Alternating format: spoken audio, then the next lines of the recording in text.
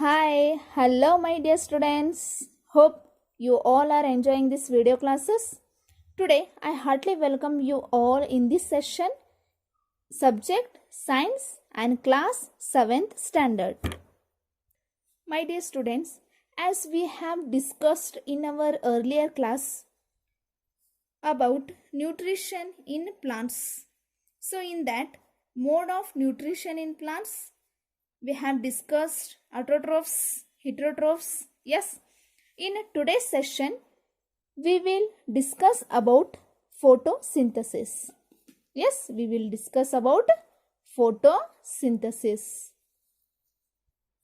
What is photosynthesis? Photosynthesis, food making process in plants. As I told, plants are the only living organisms which can prepare their own food themselves. So, the food making, they are making food for themselves. That process is called as photosynthesis. Yes. So, leaves are the food factories of plant. Therefore, all the raw materials must reach the leaf. So, in our home, the food is prepared in a kitchen room. Yes, so kitchen is a food factory of all of us. So in plants, leaves are the food factories of the plant. It is kitchen room of the plants, leaves. So whatever raw materials are there, that must reach to the leaves. So what are those raw materials? Water and minerals present in the soil are absorbed by the roots and transported to the leaves. So first, the raw materials, water and minerals, this present in a soil, it absorbed, roots it absorbs the soil, the water and minerals it absorbs and it transported to the leaves. Carbon dioxide from air is taken in through the tiny spores present on the surface of the leaves. So, you take one leaf and you just observe. There are tiny spores on that, holes. So, in a photosynthesis, carbon dioxide is also needed. So, carbon dioxide in the air is taken through tiny pores present on a leaf, on a surface of a leaf. So it absorbs that carbon dioxide from the atmosphere. These pores are surrounded by guard cells. These pores are surrounded by guard cells. Such pores are called as stomata. What is stomata? The pores which absorbs the carbon dioxide from the air. These pores are surrounded by a guard cells. Such pores are called as stomata. I told guard cells. So what is this cell? What are these cells? Yes, come. This is a schematic representation of a cell. So, this is nucleus, this is cytoplasm and this is cell membrane.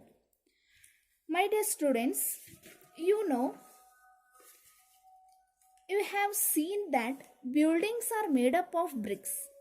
Yes, similarly, the bodies of living organisms are made up of tiny units called cells.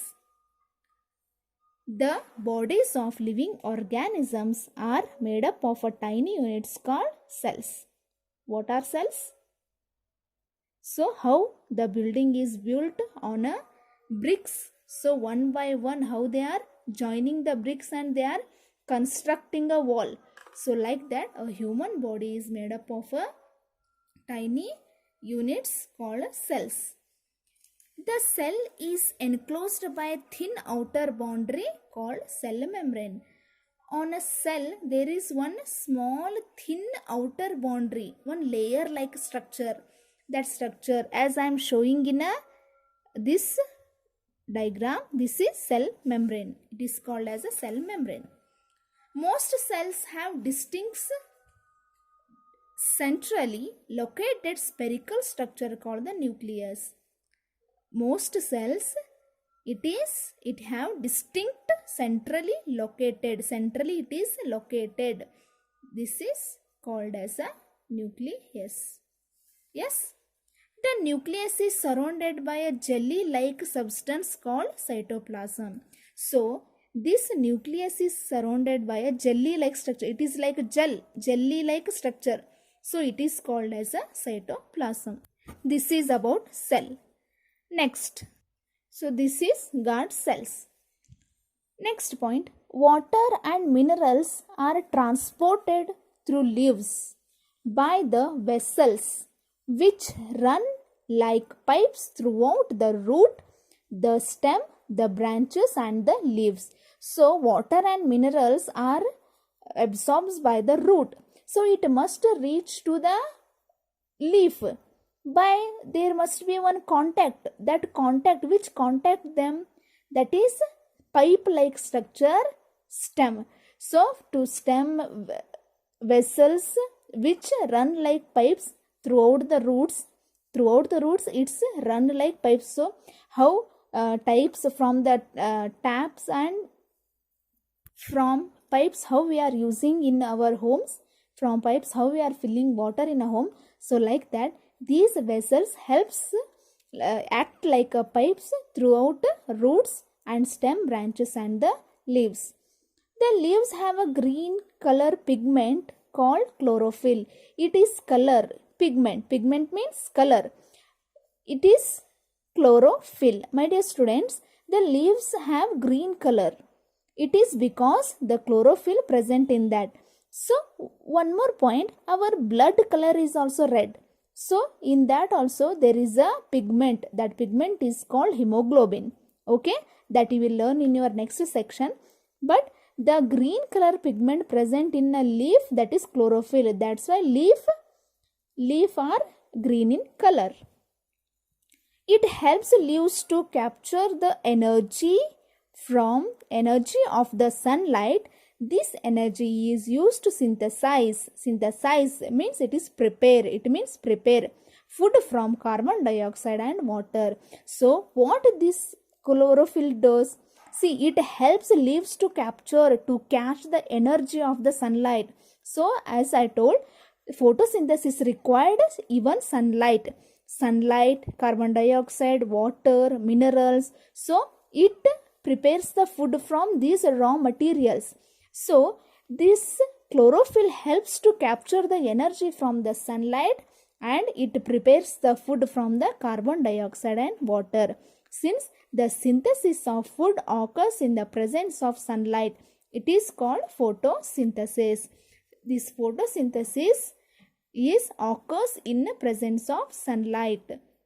If there is no sunlight, there is no photosynthesis. So it is must and should required for plants. So photo, P-H-O-T, photo, it means light. Synthesis, it means to prepare. Photosynthesis, light, from light the food is prepared by the plants. We find that chlorophyll, sunlight, carbon dioxide and water are necessary to carry out the process of photosynthesis. It is called the photosynthesis. My dear students, photosynthesis, it is a unique process on earth. The solar energy captured by the leaves and stored in the plants form the food. Yes, thus sun is the ultimate source of energy for all living organisms. The solar energy is captured by the leaves and stored in the plant in the form of food. Thus, the sun is the ultimate source of energy for all living organisms.